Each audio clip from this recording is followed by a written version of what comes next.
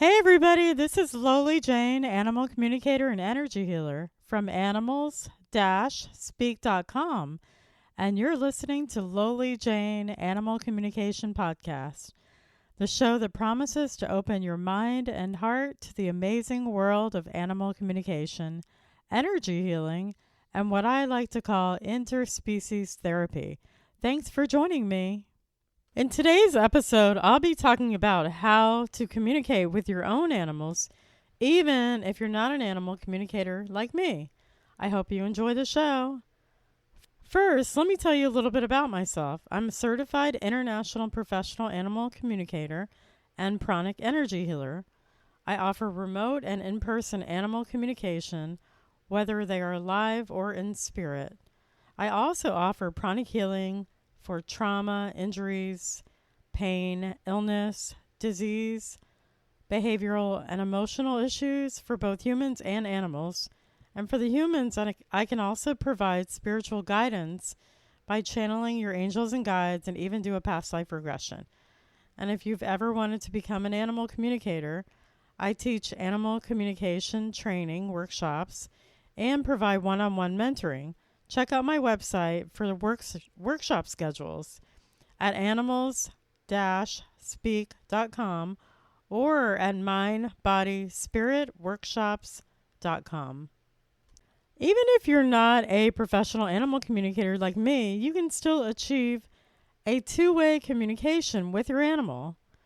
Any pet parent knows that on some level you are communicating with your beloved animals.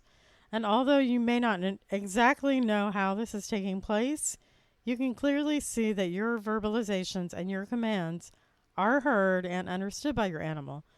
Any animal caretaker or pet parent has seen this many times and knows this to be a fact. When they get close to their animals, they can see that they are understanding what they're saying. Whether they choose to follow your commands is entirely up to your animal. And after listening and understanding your commands, your animals will usually acknowledge that they have heard you by showing you some kind of nonverbal communication of acknowledgement. And they can do things like a wink, a side head turn, tail wagging, lapping their tongue, or even some type of grunt, moan, or vocalization. And unless, of course, that you're a cat who just stares at you blankly with a poker face and completely ignores you. So your commands, whether verbal or not, will elicit a couple of different responses. And just remember, just like humans, a non-response is a response.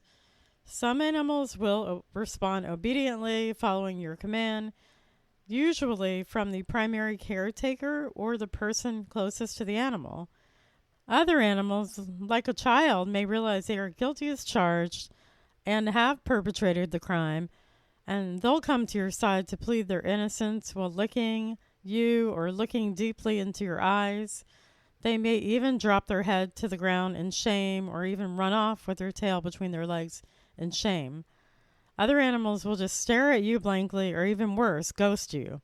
But whatever their response, believe me, they fully understand you. So, how does this all work? So, let's break it down. So, when an animal does a new behavior, just understand they are always trying to show or tell you something. They know exactly what they're doing. They do not do a new behavior for nothing. They know exactly what they're doing. They're very intelligent. It is important to pay attention to what they are trying to tell you because a lot of times we don't notice the signs. We walk by them in our daily life and we don't notice the signs. So first, what are they trying to tell you? First off, animals are much more intelligent than we've ever given them credit for. Most people think animals have a limited amount of commands that they can follow because they went to behavior or obedience training. And as an animal communicator, I hope to shatter this myth. Believe me, it's the humans that need the training, not the animals. Humans are highly intelligent and can understand much, much more than just simple obedience commands. I am clairaudient and sometimes talk with clients' animals for hours at a time and have a high level, intelligent two-way conversation. Second, animals can hear your thoughts. That's right, animals can hear your thoughts. This means you cannot lie to an animal. I had a client that wanted me to tell her dog that she was going to a dog park instead of the vet, and I had to break it to her that the dog can hear her thoughts and that she would feel even more betrayed. The animal would feel betrayed if you lie to them because they can hear every thought that you have. So you can't verbalize one thing and think another. So you got to get this through your head. The animals you must tell the truth to. So here's a really cool experiment for you to try. You can try this at home. If you have a dog, take your animals on a walk on a leash. You could do this with a cat, but it's not so easy. So if you have a dog or a cat that wants to walk on the leash, take them outside on the leash. Be sure that you are the primary caretaker and also alone with the animal. I don't want a lot of distraction for this experiment. So you're alone with the animal. There's no other people with you and no other animals with you. So when you're walking your dog, I want you to silently, without verbalizing, command your dog or cat to turn left or right while they're on the leash. Just silently think the thought. You can even send them an image of turning left or turning right. But just think the thought without verbalizing it. And then just send an image to them of turning left or right with the thought. You'll be amazed at what takes place next. Your dog or cat will turn left or right according to your directed thoughts without ever speaking the words. And this, to me, shows three things. Number one, they are highly intelligent enough to know the difference between right and left. Number two, they understand the images you sent them. And number three, and most importantly, they can hear your thoughts. So, if you're not an animal communicator, what is the best way you can communicate with your animals? So let's talk about this. So first off, you're going to send your animals thoughts, words, or images. Just like the differences in humans, your animals may be more auditory and some may be more visual. And you can do both by telling them something and then send an image of it to back it up. That way you can catch them whether they're auditory or visual. So for example, if you are going to go on a trip, you're going to tell them you'll be going for a few days and you'll be going to take care of yourself, that you're going to be relaxing and de-stressing while sending them an image of you laying on a beach with a straw hat and a pina colada in your hands. Or if you're going to the mountains, you can send them an image of a mountaintop. Or if you're going camping or hiking, you can send them an image of a beautiful forest. They will get it and they are happy that you're de-stressing because our humans cause the most stress for the animals. The humans cause the most stress for the animals. It's not the other way around. And so they're really happy that you're going to take time for yourself and go de-stress. So they will understand these images when you send them of you relaxing. Then you can verbalize it. You can tell them, I'm going to get some R&R and I'll be much happier and healthier when I come back. You're going to treat your animals like you would any other family member. Tell them where you're going, what you'll be doing, and when you'll be back. They do understand time in terms of hours, not minutes, not digital time, but hours. If you say, I'll be back in 8 hours, they'll be waiting for you in 8 hours. They understand days. You could say, I'll be back in 3 days, and they'll be waiting for you. You can even send them images of you going to the office and tell them you'll be home in 5 hours. They'll be waiting for you at the door when you arrive home, before you arrive home. And if you have somebody, another family member that's in the house, you can clock check it. I used to live with roommates, and every time I would come home from work, my animal would literally be waiting for me before I about a half an hour out before I was coming home daily. Amazing. So the next thing is you want to be clear and concise and direct. If you want your animal to understand what you want, you must learn to be direct in your communication style. And of course, a lot of us humans are not direct. We're very indirect, we're very passive or passive aggressive. And we need to learn with each other. It's a good lesson. Our animal communication style is a good lesson for how we should be out in the world with other humans as well. Although many people were raised to have a passive or passive aggressive communication style, this does not work at all with animals, and animals will listen to you if they respect you.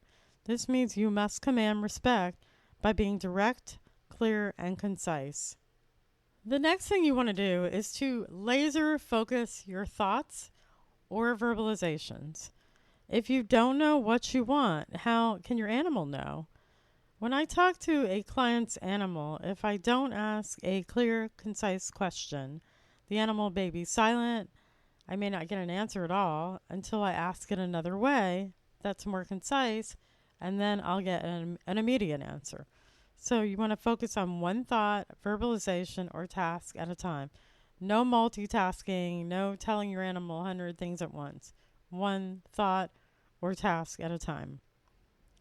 The next thing is to tell or think of what you want, not what you don't want. So let me say that again. Tell or think your animal what you want, not what you don't want. Animals don't understand negatives. If you tell an animal don't or not, you are basically commanding your animal to do the very thing that you don't want. This is not easy to do since we are not used to doing this with humans. This is not how we learn language. So it's an undoing of what we learned. We always tell each other what we don't want, even in our own mind. This requires a little human training to think differently.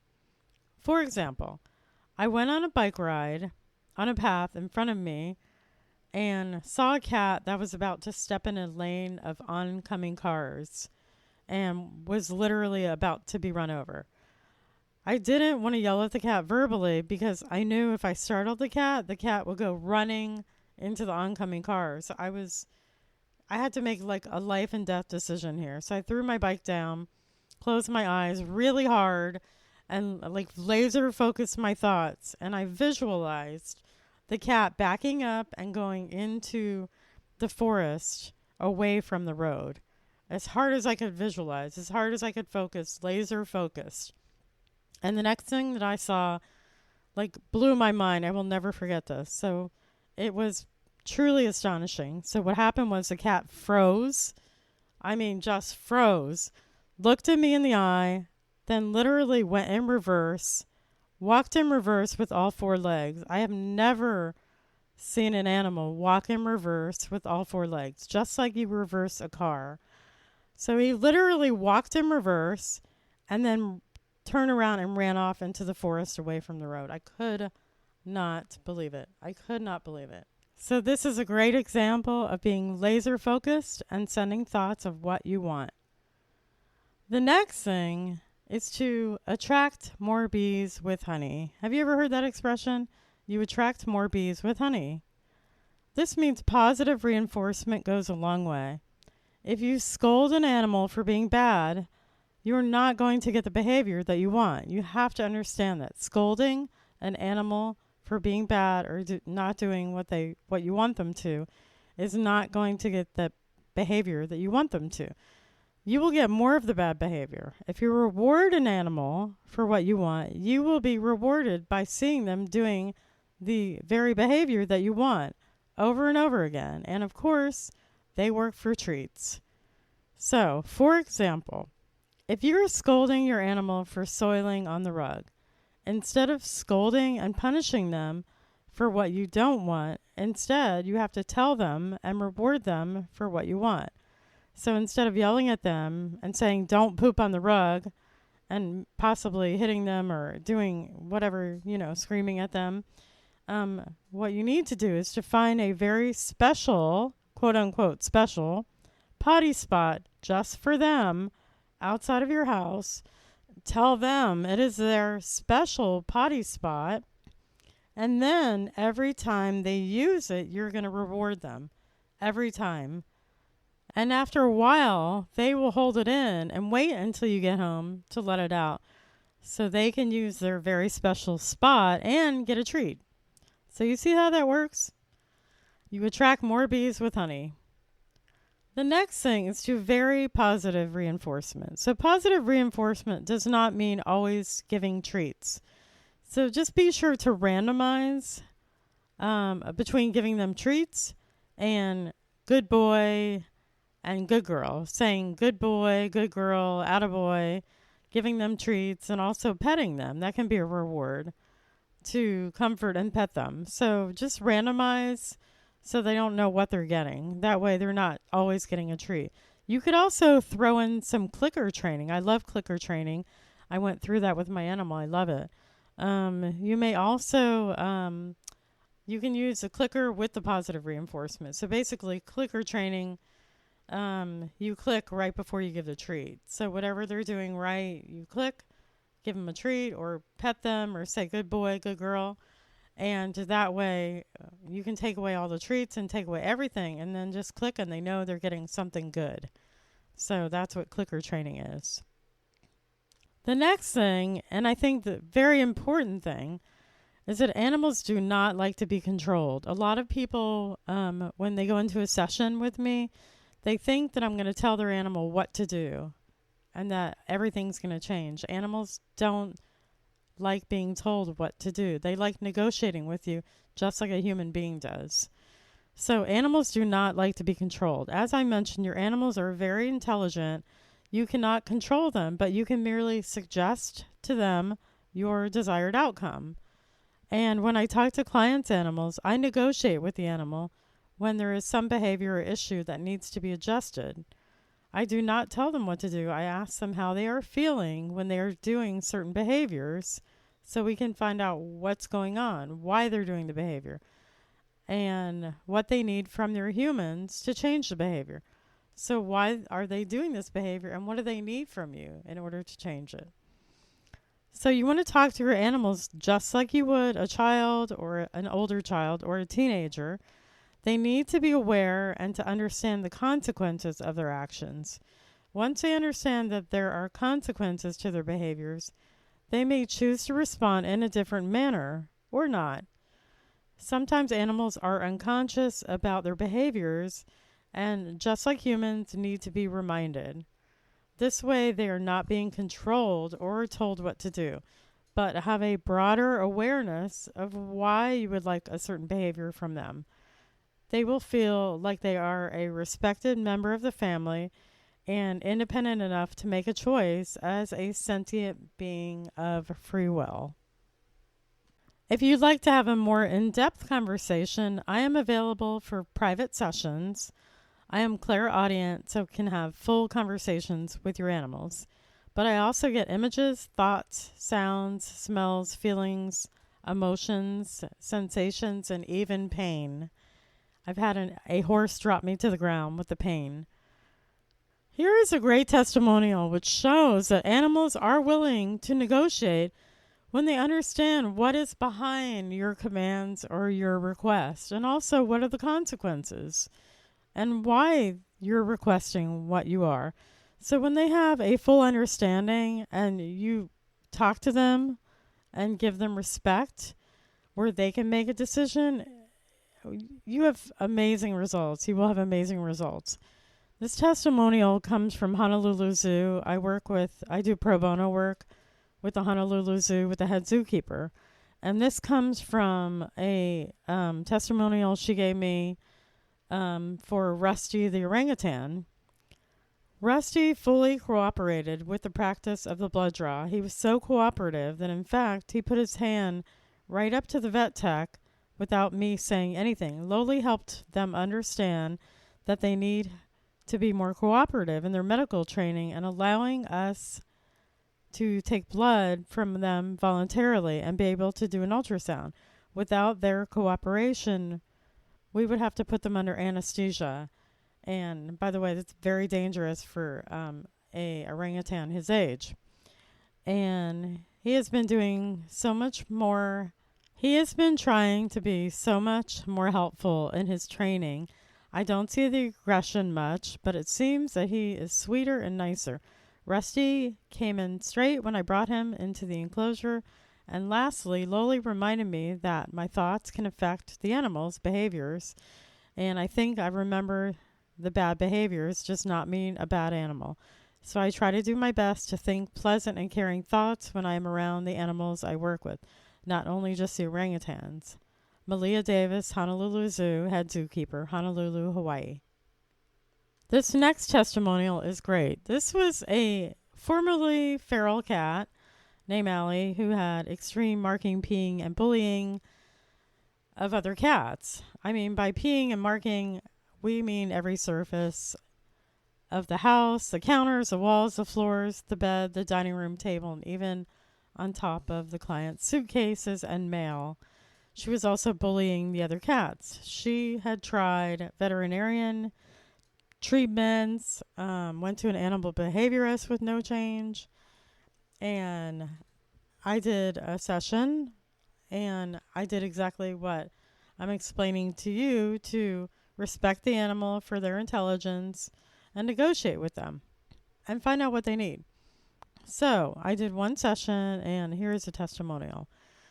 She said, after she did what I requested, Allie really needed from her. I discussed what Allie really needed to take place. Allie requested being kept away from the others since she liked her alone time.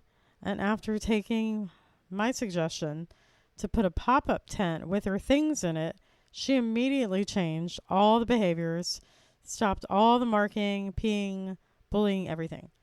So here is a testimonial. I don't know where to begin. Loli is a lifesaver. My rescue cat Allie was peeing everywhere. I do mean everywhere. On my bed, on the kitchen counters, my mail, etc. One time I was packing for a trip and she peed on my clothes and my suitcase. My first course of action was, of course, to see my vet. My vet assured me that it wasn't physical. We went home dejected. It wasn't fair to me or my family or my other pets, with one large golden retriever and 2 other rescue cats. The bullying and the fighting was impossible to deal with. I called the rescue and asked them to take Allie back. Making that decision was heartbreaking because I really do love Allie. My second course of action was to hire a behaviorist. I spent a lot of time and money doing everything to try to rectify this situation with no luck. I brought Allie back to the vet. They suggested if the situation didn't change, in other words, the peeing, to think about putting her to sleep. I thought of putting a perfectly healthy cat to sleep for a behavioral problem was not an option, and my sister suggested I call a pet psychic. I thought she was crazy or nuts, and after everything we had been through, I didn't think something like this was possible. Every week when I would complain, she would say, "Did you call the psychic?" I finally agreed. We felt hopeless. Loli Jane did her magic. After Loli told me she had a conversation with Allie, I felt like, yeah, right. I was running out of time.